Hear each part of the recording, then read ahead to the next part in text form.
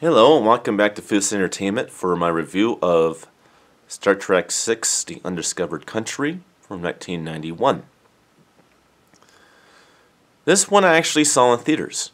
It was the very first Star Trek film I saw in theaters. I've seen only a small handful of these movies.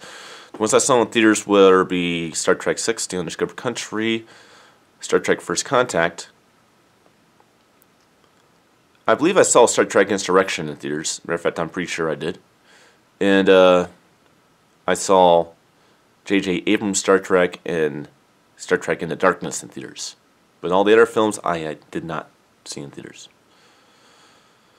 But this one right here was my first Star Trek movie experience, and I was a very young child, and I was obsessed with Star Trek. It was my favorite franchise. It was my favorite thing I would watch. Very big fan of the original series. And this right here was a big monumental movie because it was the last time we would actually have a Star Trek original series movie, which I kind of liked.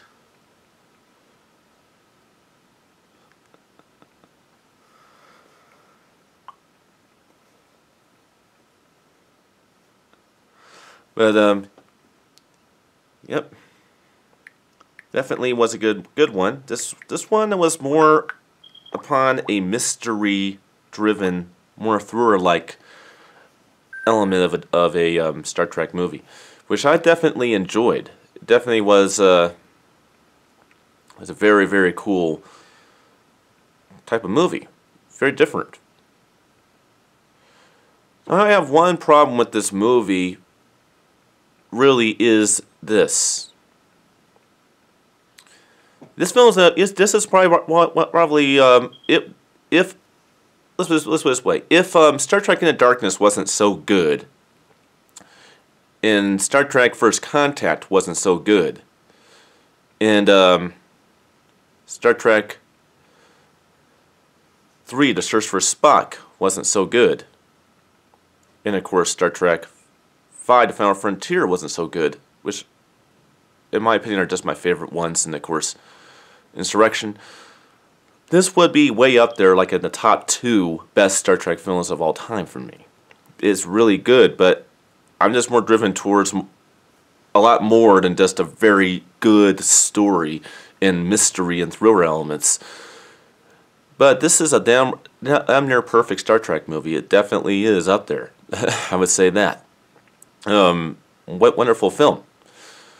But this film kind of reminds me, quality-wise, of Star Trek II: The Wrath of Khan. Star Trek II: The Wrath of Khan looks like a 1982 movie. It has that 1982 look to it. It has this very nostalgic appearance. And, well, that's kind of what it looks like to me when it comes to Star Trek VI: The Undiscovered Country. It looks like a film made in 1991. It has that 1991 sort of digital mastered NTSC type look to it. Despite it being remastered in high definition or restored, it still has that nostalgic look to it. Now, is that bad? No, not at all. I actually prefer movies to look like this, but like I said before, it's just weird when the previous film before it looks like it was made in 2018 and not in 1989. And that's kind of a theme thing that's kind of going on right here. It wasn't so much there in Star Trek 4, but it's definitely there in Star Trek 6. But keep that in mind, though. I always thought the Star Trek Generations had this nostalgic look to it. I guess I'll find out because that's what we'll be watching after work tonight. But I actually like the movie. I really do. I also like the fact that he had a lot of good character actors in there, like Christopher Plummer as our villain. I forget the guy who plays Gorgon, but there's a lot of good stuff with that guy. One thing people don't really realize is the actor who plays Counselor Gorgon was actually our original actor that was considered to play the role of Freddy Krueger back in 1983 when they were starting to work on Nightmare on Elm Street. Robert Englund was actually a last minute cast, so the actor that actually plays Counselor Gorgon was supposed to be our Freddy Krueger all this time. It's kind of like Lance Henriksen with the Terminator. He was supposed to be our Terminator because it was going to be that direction. Then they got Arnold Schwarzenegger at the last minute. A little trivia right there. Let's go back onto the movie, shall we? The premise of the film. The moons around Kronos start to explode, and the home planet of the Klingons, Kronos, is pretty much, in 60 days it will be gone. It will be destroyed. And the Klingon race will be almost but extinct. And so, Spock, without the permission of Kirk, volunteers the USS Enterprise to transport the Klingon High Counselor, Counselor Gorgon, to Earth for a peace summit to make universal peace between the humans and the Klingons. There's a lot of people, including Kirk, who are reluctant to this. Kirk, of course, being because they killed his son. He does not like Klingons because of it. Well, there's a lot of people out there that are more extreme than Kirk. So extreme that they actually make a coup with a rogue, can fire one-clicked Klingon bird of prey, and make it appear that the Enterprise shoots on this peaceful Klingon warbird that they are helping to get to Earth for a peace conference. Twice. And then 2 Federation officers beam on board and start killing Klingons. And so Kirk and McCoy go to assist and end up being charged for all of these incidents, and are imprisoned in to this universal prison known as the Galaxy's Graveyard, known as Royal Pente. It's like the place where you put the worst of the worst criminals of the galaxy in, and there's no way off. They find a way to escape,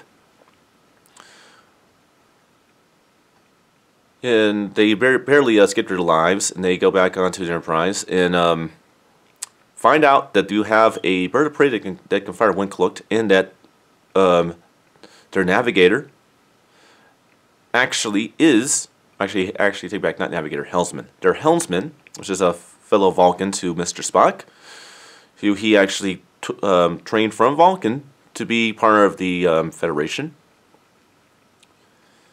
And this is kind of where I was talking about earlier, how Spock is more human in this movie than anything else.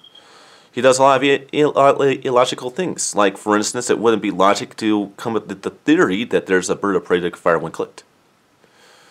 And that there's 2 Federation officers on a ship that were a part of this. And that they need to look for gravity boots. All these little things that kind of dictate against logic. And he was telling this female Vulcan that put logic aside for a little bit and think outside the box.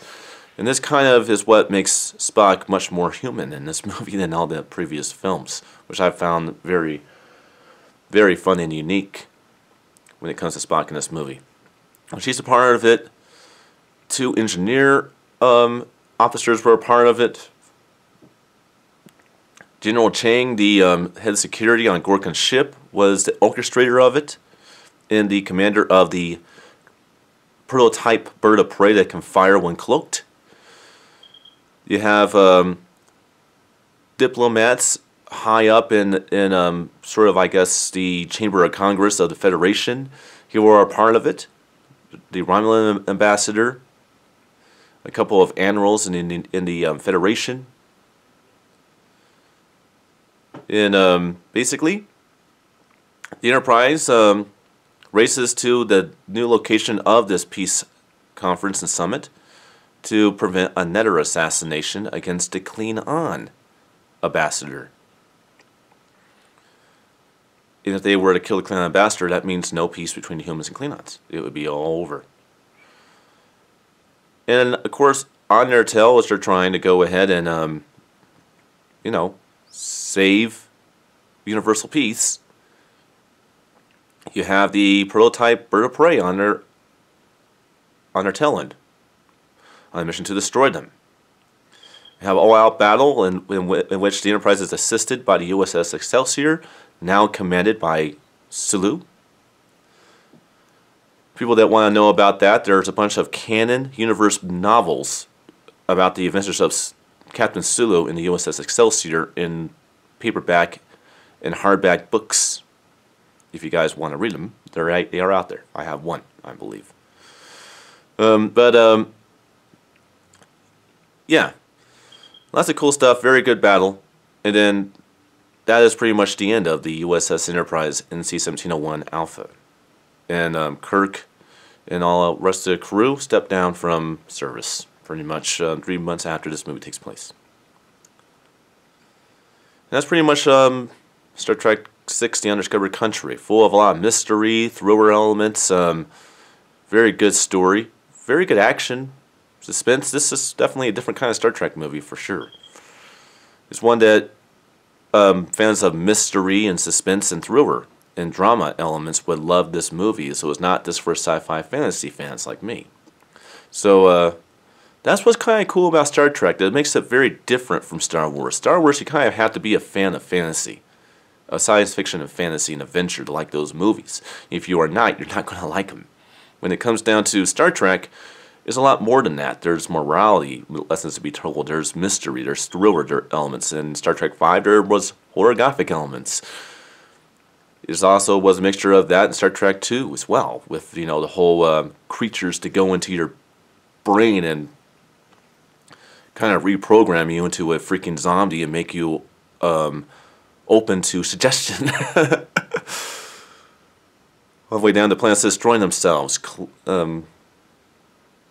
So yeah, Star Trek's way different than Star Wars in that regard. Is that they can capture a much bigger audience, which I definitely always enjoyed. Well, audio and video quality for Star Trek VI: The Undiscovered Country. The video quality of this one is quite good. Very good high definition transfer, but there is one thing I did mention. It looks like a film that was printed in the early 1990s. Having that whole, old age, when digital video was brand new, and they were just learning what digital video looks like long before the days of high definition in 2004, because high definition did not become a theatrical thing or a TV program thing until 2004. People often don't know that. But yeah, the early stages of digital resolution were 1990, 1991, and this Star Trek film kind of looks like it reflects that time period of film technology. But with that, it still has a very, very good high definition look to it and resolution.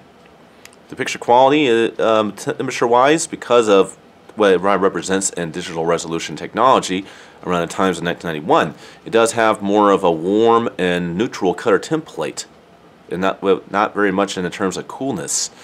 With cool blues and stuff like that, but more red and green temperatures in colors in the movie. Audio-wise, this has very, very good audio quality. Now keep in mind, in 1991, they were starting to experiment with a special kind of Dolby Stereo technology called Dolby Stereo Surround technology, which is, this was when Pro Logic was used as an average standard technology. There's a few movies that would say this at the end of it, and this was one of them. So yeah, so that means that this one was actually designed for 4 channels of encoded audio played back through 5 speakers, which means that in a movie theater with double studio technology, it would actually be 10 speakers. So lots of really good sound in this movie when it's up to a 7.1 Dolby True HD track. Now since I have about 40 seconds, I will definitely tell you one thing that's interesting.